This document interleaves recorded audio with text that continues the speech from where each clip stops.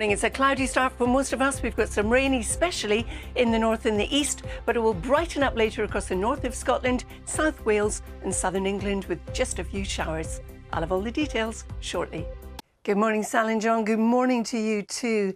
Yes, we'll be talking about the hurricane shortly, but if we start with the British weather, today it's a cloudy start. There's some rain around, and in the next couple of days you'll notice it will be that bit drier than it has been, but it's also going to be a lot colder.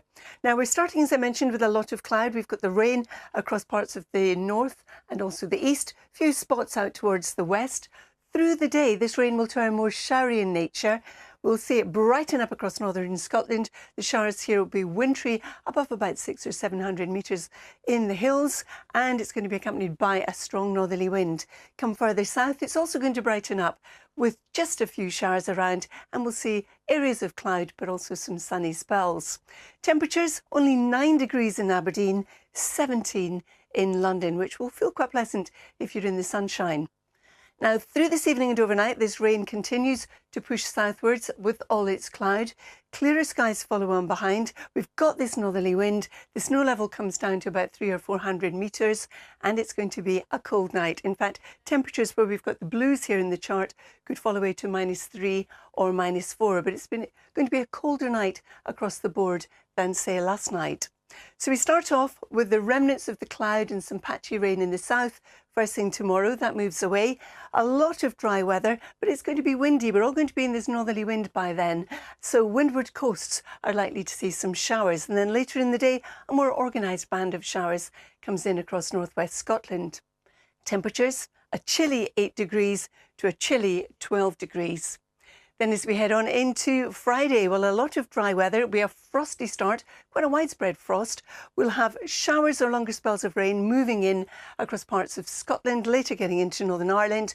The wind changes to more of a westerly in the north, but it still will feel cool. The cold air is already embedded in parts of the country, and our temperatures, here they are, very similar to Thursday, 8 to about 12 degrees.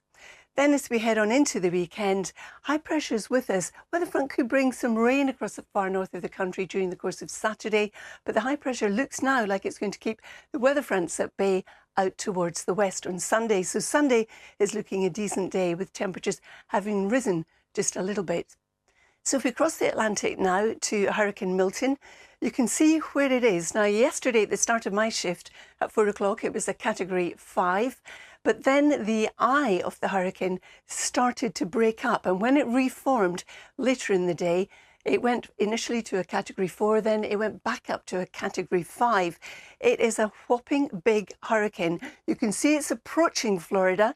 It's going to have as much as a 15-foot storm surge. That is bigger than a double-decker bus. Imagine having that coming towards you.